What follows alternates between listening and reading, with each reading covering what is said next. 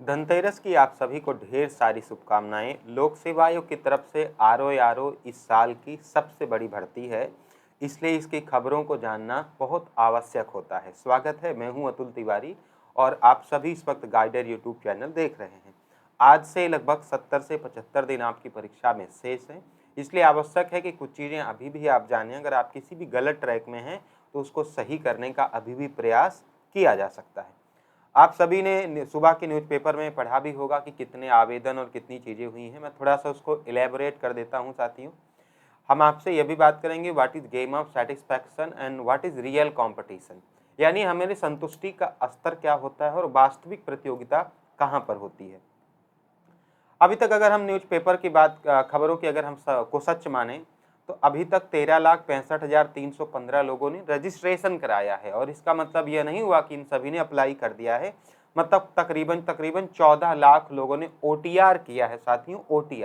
OTR का मतलब direct apply करना नहीं होता, यानी अप्लाई मेरे हिसाब से 7 से 8 लोगों ने इसके प्रति अप्लाई किया होगा। लेकिन इसके बावजूद भी जो रियल कंपटीशन होगा, यानी जो कुछ ना कुछ पढ़ने वाले लोग होंगे, ऐसे लोग मुश्किल से 2-2.5 लाख या मैक्सिमम 3 लाख हो सकते हैं। जो रिपीटर्स होंगे, जो कहीं सेलेक्टेड होंगे, वो सारे ही रियल कॉम्पिटिटर हो सकते हैं। बाकी फॉर्म भरने का मतलब ये कतई नहीं होता कि सारे लोग पेपर ही देने जाएं। पहले तो यही होता है सारे लोग पढ़ाई ही कर रहे हों गंभीरता से, ऐसा भी नहीं होता, क्योंकि आपको पता है 60-70% से ज़्यादा लोग पेपर देने नहीं जाएंगे और उसमें से बहुत सारे लोग सिर्फ पेपर देने ही जाते हैं। उनकी प्रतियोगिता में मतलब तैयारी उनकी नहीं रहती है।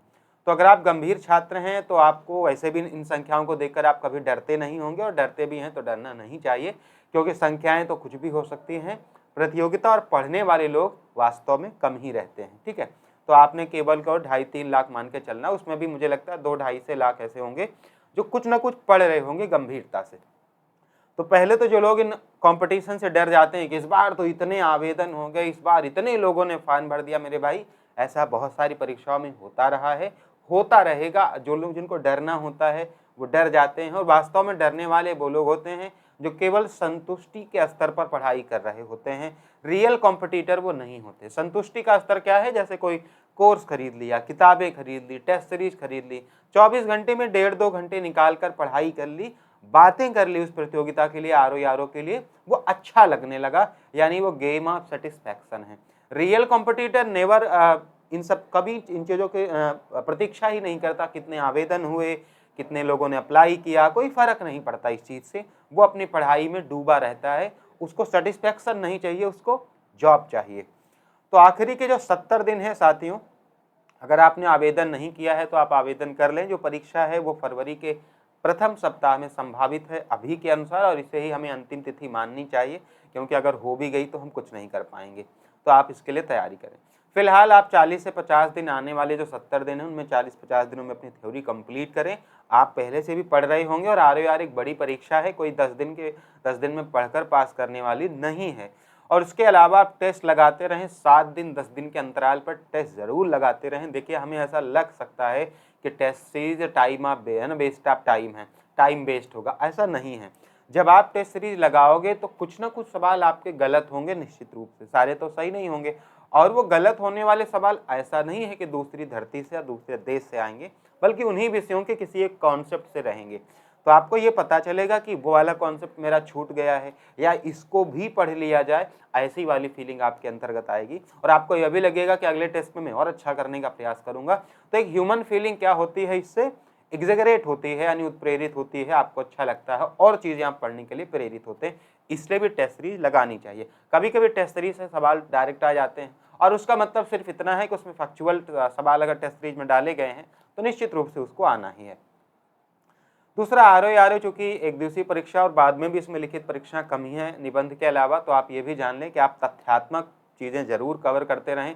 रटने का थोड़ा अभ्यास करें चीज़ें, जैसे युद्धों को रट लें, हिमालय की जो श्रेणियां हैं, बांध हैं, बहुउद्देशीय नदी परियोजनाएं हैं, नदियों के उद्गम हैं, उनके क्षेत्र हैं, है ना। या आपके विश्व में अगर आप जाएंगे, महासागर हैं, उनके विश्व के बहुत सारे महासागरों की नदियां हैं, उनके शहर हैं, उनकी राजधानियां हैं, उनके नगर हैं, वो सब आप थोड़ा बहुत जानते रहें। ये रटने वाली चीज़ें आपको पता होनी चाहिए।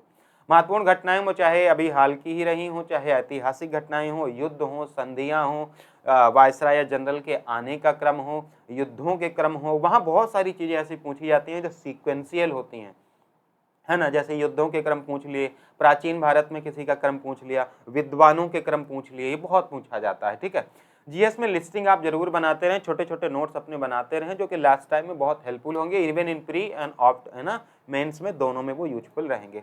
हिंदी को रटने की बजाय, जैसे आपको लगेगा कि सत्य असत्य पाप पुण्य ऐसे याद करने में अच्छा लगेगा, बट मैं फिर से कहूँगा कि आप इसको लिख कर ही प्रैक्टिस करें, ये ज़्यादा से ज़्यादा फ्रूटफुल हो जाएगा। तो ये छोटी छोटी चीज़ें हैं जो आपको करनी है, और मैं आपको फिर कह रहा हूँ साथियों, आप इस समय को बहुत अच्छे से एग्जीक्यूट करिए। गेम ऑफ सेटिस्फैक्शन में फंसने की बजाय रियल कॉम्पिटिटर बनिए, वास्तविक प्रतियोगी बनिए। अगर अभी भी आपने तैयारी नहीं कर रखी, मतलब तैयारी तो कर ही रहे हैं, अब तो प्रारंभ करने के दिन चले गए हैं फिर भी, लेकिन फिर भी क्विक रिवीजन कीजिए, अच्छे नोट्स पढ़िए जो कम समय में आपको पढ़ा है ना, अच्छा कंटेंट दे। ऐसा भी हो सकता है कई बार थ्योरी पढ़ने में अच्छा लगता है, टेस्ट लगाने में अच्छा नहीं लगता। क्यों? क्योंकि वहाँ नंबर कम आते हैं, कॉन्फिडेंस लो होता है। लेकिन मैं कहता हूँ कि ऐसे कॉन्फिडेंस का आप करोगे ही क्या जो आपको नंबर ही ना दिला सके, ठीक है। तो मुझे उम्मीद है कि इन बातों की, छोटी छोटी बातों का आप ख्याल रखेंगे और आने वाली प्रतियोगी परीक्षा में आप निश्चित रूप से सफल होंगे। Thank you so much.